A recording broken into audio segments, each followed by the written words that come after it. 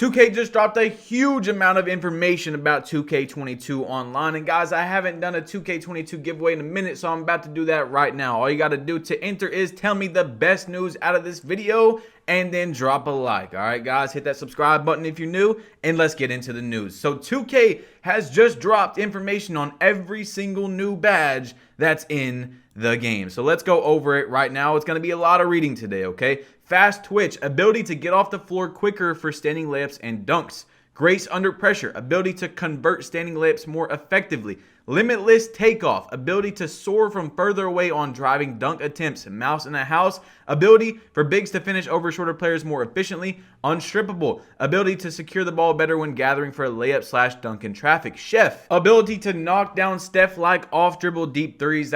You already know it's going to be a popular badge. Limitless spot up, ability to hit logo range threes off catch and shoot. Lucky number 7, boost your ability to score when shooting early in the clock. Mismatch expert, ability to successfully shoot over taller defenders on a switch. Glue hands, ability to make difficult catches and quicker branch out to a shot or dribble. Hyperdrive, boost the speed and effectiveness of moving dribble moves. Quick chain, boost the ability to quickly chain dribble moves together. Post Playmaker, which has been in old 2Ks before, boost the effectiveness of both shots and moves when playing in the post. Triple threat juke, increases the effectiveness of triple threat fakes, jabs, and go moves.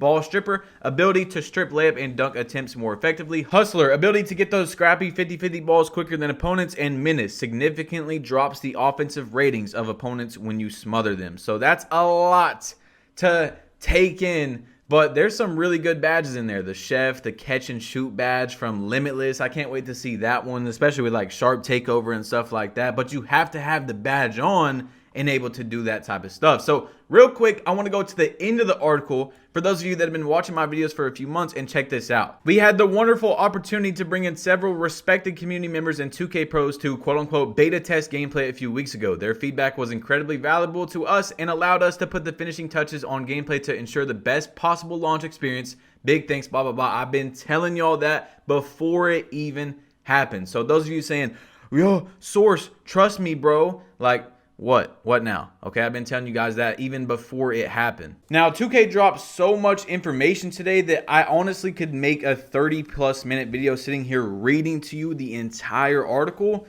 but we're just gonna pretty much give the summary for each and every one that's gonna tell you the exact same thing from 2K Intel, who said you can change badge loadouts even on the got next spot. So if you guys didn't see the previous video, you're able to have, I think, 3 badge loadouts. Well, that's what they showed us in the Wnba. So probably around 3 in the park. And what that means is you can have all your badges set and then save that as a loadout. Then go to the next one and have a different set of badges. So let's say you want to have a certain, badges to play 2s. That's one loadout. A certain badge loadout to play Pro-Am. That's another one, and etc. Anything you want to do with them, that's what you can do, which is pretty cool and going to save people a good amount of time. In the next one, though, shorter players will dribble faster than taller players. Ball rating matters this year. So your ball handling, of course, matters every single year. That's not really anything that's, new. Height will matter for contesting shots in 2K22. As you guys seen, there is literally a badge that's going to be able to help you shoot over taller defenders. So lots and lots of realism, it seems like, is going to be in this game, plus some simulation with the chef, shooting badges and the catch and shoot from Limitless, stuff like that. So it looks like right now, as of this moment, there is a good mix between simulation and arcade type basketball. And the next one, though, the My Player Builder will be different, totally different, and was designed from scratch to create more diversity. So, 2K can say that, but we'll see. All right, we'll see once we really get into the game and start making builds, because that's what they said for the next gen game, which the next gen builder was actually pretty good, except for the broken power forwards. And you can't blame anybody for making that build, because it was just so much better than the other ones that you were pretty much forced to, unless you want to be at a big disadvantage. So hopefully that's not something in the next game. All right. Anyway, into the next one. There are takeover perks probably similar to park cards in 2K17. And this is where it gets interesting, talking about takeover. Builds, badges, and takeover. Adjustments to create more balanced builds and an increase of the total badge count to 80. Offers many ways for players to impact the game. Additionally, 2K22 for next gen console introduces takeover perks, which you can unlock to strengthen your existing takeover abilities. And as soon as I read that, I thought about NBA Live, because you guys know I made a few videos on NBA Live 19, and that's kind of what they got. Their takeover starts at a bronze level and it goes up to, I'm pretty sure, gold. So you get different levels inside of your takeover. So the more you play, you're going to have an even better takeover. I'm pretty sure that that's what they're saying, but we'll see when the game comes out. There's a new shot meter that will expand when you're open with a high rated 3 and shrink when someone is guarding you. And there is a dunk creator in 2K22. So I actually don't think that's new, that it shrinks when you're contested. I'm pretty sure that was in 2K20 or 2K21, something like, I don't know. I'm pretty sure that's been in the game, so I'm not sure why 2K is trying to pass that off as new, but whatever. Anyway, there are 50 unique signature size ups, and you can equip one of 32 dribble sequences. So there's apparently a lot of ways to dribble this year. They're dropping animations throughout the year. It's looking good so far. You know, it's looking good on paper. Right? It's like a stacked NBA team that looks great and then they don't play good together. I'm not saying that's how the game's going to be, but it definitely could be. We need to see gameplay. How does the gameplay work? Is there something that's super game breaking, you know, that everyone's going to use, like post scores when, you know, before 2K21 patched it, stuff like that, where they were post hooking from 22 feet away and it was going in almost every single time? We'll see when the game comes out. And also, if there is something like that, is 2K going to go in and patch it and get rid of it instead of having it in the game for months? That's huge. You know, even if there is a game-breaking issue, as long as 2K fixes it, that's fine. Within a week, that's good. Let's get it out the game, and it's no longer in the game for the rest of the year. By the way, 2K did drop a gameplay trailer, but it was just cinematics. If you guys want to go look it up on YouTube or Twitter, you can, but it's really not important at all and literally does nothing towards giving us news about the game or anything, except for, like, there could be some new dribble moves and stuff that they showed. But I know we said we weren't going to read everything, but dribbling is literally the most popular thing pretty much in the entire community. So we're definitely going to read the dribbling and probably the defense part. All right, so in dribbling, offense will obviously never be neglected in any 2K basketball game. And I'm thrilled with our offering for 2K22. Dribbling is something I personally spend a lot of time working on and I'm extremely passionate about, and can say without a doubt that playmakers are going to have a field day with this year's game. The one-to-one basic size ups have been removed and replaced by one-to-one signature size ups. But what exactly does that mean? Flicking the pro stick in various directions last year gave you fairly generic looking size ups, while holding up on the stick gave you a nice looking mo-capped dribble series. This year, the goal was to marry the two together and give each player a unique feel and rhythm when sizing up, while also giving the gamer complete control over how the series plays out. So, I mean, it sounds like it's nice, but once again, I'm going to just keep saying it, guys. We got to see when the game comes out, okay? But into the next one, we have KD's big hezzy crosses, Harden's around through the legs moves, Steph's quick machine gun crosses, and Luka's methodical rock back and forth dribbles are all now under the gamer's direct control rather than a preset movie. The speed stick that we introduced on New Gen last year also returns, so flicking the stick quickly results in quicker dribble moves, while slower flicks gives you more rhythmic ones. There are around 50 unique signature size up packages to choose from, each with its own distinct advantages. Make sure to give all of them a try to find out which is the best that suits the rhythm of how you like to play. Additionally, you can equip one of 32 dribble sequences, which we just talked about a minute ago, which I've dubbed signature combos as well. These are quick 3 or 4 second dribble combos that you can trigger by simply holding sprint and flicking the pro stick up. Mixing the signature size ups and signature combos together gives you a limitless variety for how you want to break down your defender. So it kind of seems like 2K19, where you would just hold up on the right stick with turbo and you would get a little nice dribble, sequence. So maybe that's what it is, but I could be wrong. All right, so into the next one though. We got a long one. There are a ton of other new combos, cancels, and move chains you can pull off this year. Drag, dribble, headzies, and spin step backs being my personal favorites. But I'm not going to go into detail on each of these right now to save you from reading a novel on dribbling. In a nutshell, quickly sending multiple pro stick commands and or attempting to move in various directions with the left stick just after performing a dribble move will open up a world of new combos that will stifle even the best defender. Sorry, I couldn't see that. When it comes to dribble movement, you'll notice a significantly faster overall pace and much tighter control over how you navigate the court. Each of the 28 unique dribble styles receive a nice refresh with new content that accentuates the signature style of its given player. We've also added 4 new Wnba dribble styles and you can read those names if you want. Another nice upgrade to dribble movement is height compensation. Last year, taller players could outpace shorter players with the same speed with ball rating. This has been resolved for 2K22 to ensure that smaller players are no longer lagging behind.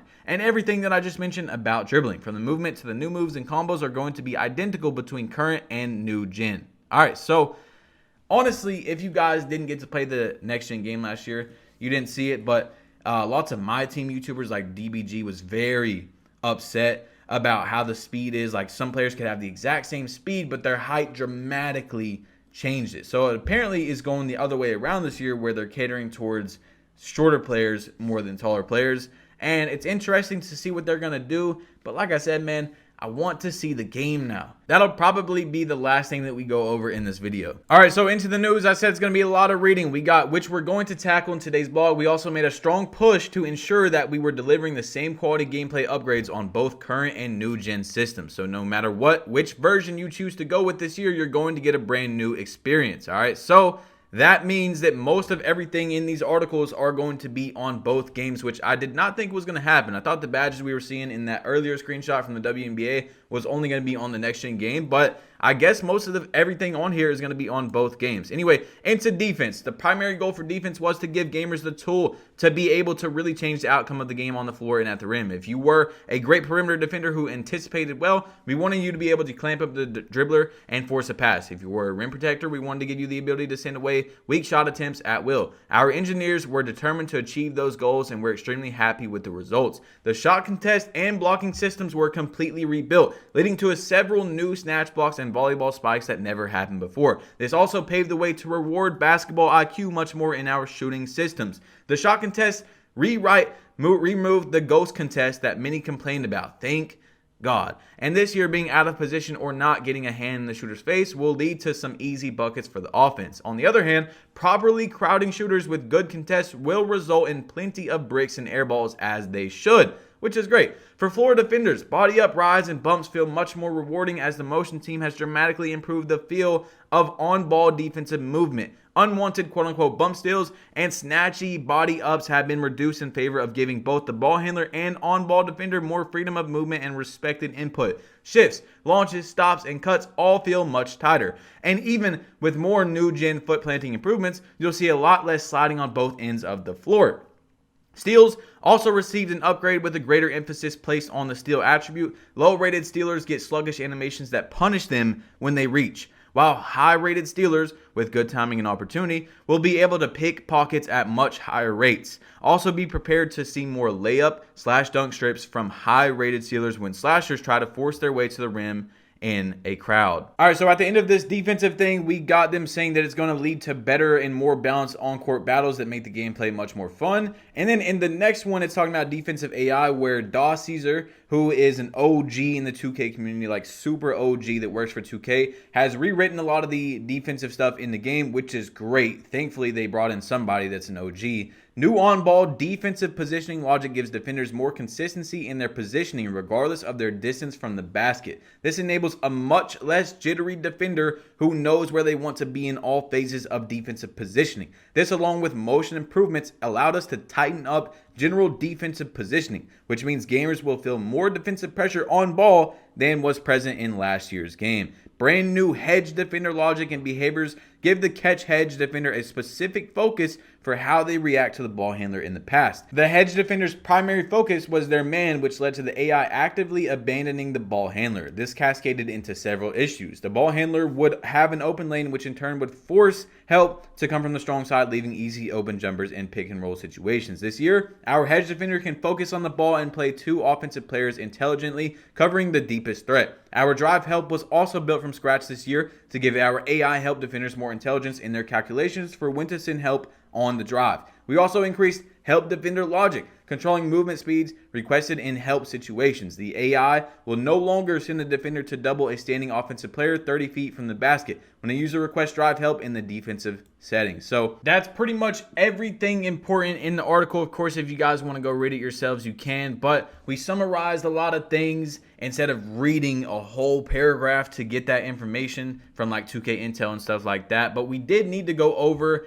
the defensive stuff and the dribbling because those are very important. So it seems like if you're a My Team player, 5-on-5, whatever type of mode, Pro-Am, whatever, you know, uses a computer, then it's going to be better this year for that as well. Like how they were saying, you know, with the screens and the hedges and all that type of stuff. It's a whole bunch of information, man. I've been reading for like an hour straight. If you guys would just drop a like on this video, man, if you made it this far. It's your boy Badge Plug. You've been plugged in. Hit that subscribe button if you're new. Drop a like if you haven't yet. And I'm out.